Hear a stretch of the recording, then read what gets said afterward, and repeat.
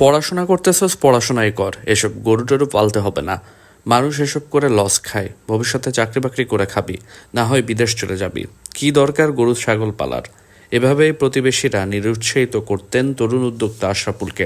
কিন্তু থেমে থাকেননি আশরাফুল।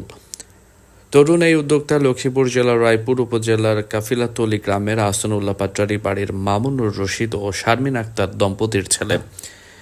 KS কিন্ডারগার্টেনে প্রাথমিক শিক্ষা শেষে রায়পুর সরকারি মার্চেন্ট একাডেমিতে মাধ্যমিক শিক্ষা সমাপ্ত করেন আশরাফুল। লক্ষ্মীপুরের স্বনামধন্য স্কুল প্রিন্সিপাল কাজী ফারুকী থেকে 2022 সালে SSC পরীক্ষা দিয়ে পরিবারের সহযোগিতায় 80,000 টাকা মূল্যের একটি গরু নিয়ে নদীর স্রোতের মতো পথ চলা শুরু করেন তরুণ উদ্যোক্তা আশরাফুল। আজ প্রায় 18টি গরু এবং 6টি ছাগল রয়েছে তরুণের। মাসে 33,000 টাকা এবং বছরে ইনকাম ছাড়িয়েছে 4 লক্ষ টাকা। শতাধিক গরুর খামার দেওয়ার পরিকল্পনাও প্রায় দৃশ্যমান তার।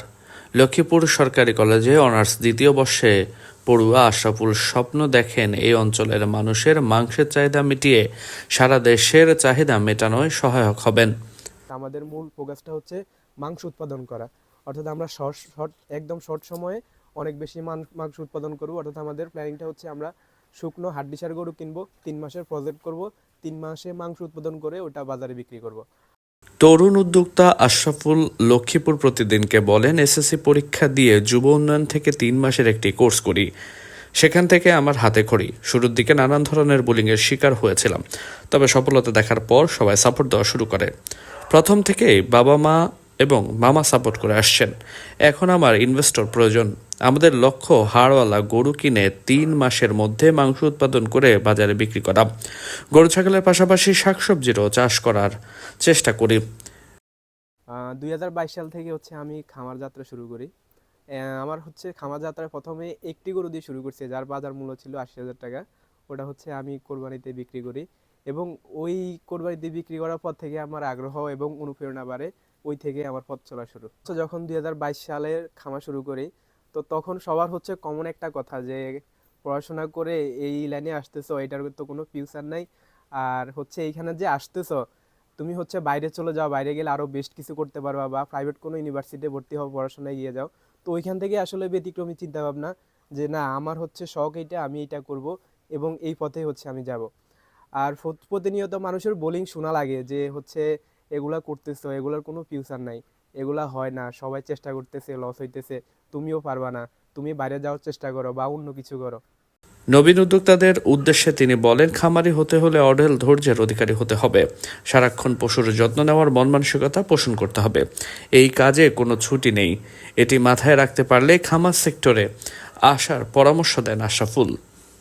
খামার হচ্ছে পশু প্রাণীর প্রতি একটা ভালোবাসার জায়গা। তো এখানে হচ্ছে যার পছন্দের যেই একটা কর্মস্থল, সেই সেক্টরে যাবে।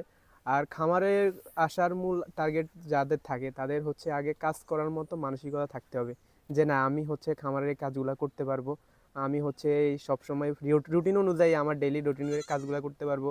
যেমন ধরেন আমাদের প্রতিনিয়ত যেমন বন্ধের সময় ছুটি থাকে, কিন্তু খামারিদের কোনো ছুটি নেই। অর্থাৎ আপনার পশু যেটা আছে ও খাবে, আপনি ওকে খাওয়াতে হবে, ওই সময়টা দিতে হবে। তো এরকম একটা সময় নিয়ে, এরকম একটা চিন্তা ভাবনা নিয়ে তারপরে হচ্ছে এই খামারের সেক্টরে আসা।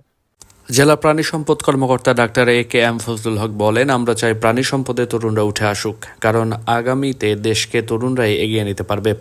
শুধু তরুণ উদ্যোক্তা নয়, সকল উদ্যোক্তাদের জন্য সরকারিভাবে আমরা ডিপার্টমেন্ট থেকে যতটুকু সহযোগিতা আছে, বিশেষ করে মেডিসিন এবং ভ্যাকসিনে আমরা তাদেরকে সহযোগিতা করতে পারবো। পরামর্শ দিব ফ্রিতে, টেকনিক্যাল সাপোর্ট পুরোটাই আমরা তাদেরকে দিতে পারবো।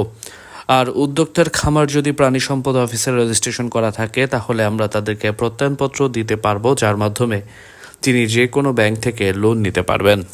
আমরা চাই যে প্রাণী সম্পদে তরুণ উদ্যোক্তা উঠে আসুক, কারণ তরুণরাই দেশকে সামনের দিকে এগিয়ে নিয়ে যেতে পারবে। তারা দেশের জন্য অনেক কিছুই করতে পারবে। তরুণ উদ্যোক্তাদের জন্য নয় শুধু, আমরা সকল উদ্যোক্তাদের জন্য সরকারিভাবে আমার ডিপার্টমেন্ট থেকে যতটুকু সহযোগিতা আছে, বিশেষ করে মেডিসিন, ভ্যাকসিন, এগুলো থেকে আমরা তাদেরকে এই সহযোগিতাটুকু দিতে পারবো। চিকিৎসা ফ্রি দিতে পারবো, পরামর্শ ফ্রি দিতে পারবো। এছাড়াও টেকনিক্যাল সাপোর্ট, আমরা যেটাকে বলি টেকনিক্যাল সাপোর্ট, পূর্ণটাই আমরা তাদেরকে দিতে পারবো। আর দ্বিতীয় হলো যে উনি যদি খামারি উদ্যোক্তা যদি খামার রেজিস্ট্রেশন করে থাকেন, তাহলে আমরা তাকে একটা প্রত্যয়ন দিতে পারবো, যে সেই প্রত্যয়নের মাধ্যমে সে ব্যাংকের থেকে লোন নিতে পারবে। আমাদের প্রত্যয়ন পেলে ব্যাংক অবশ্যই তাকে লোন দিবে। সে লোন নিয়ে সে তার খামারের কলেবর আরও বৃদ্ধি করতে পারবে এবং উত্তরোত্তর সে উন্নতি করতে পারবে।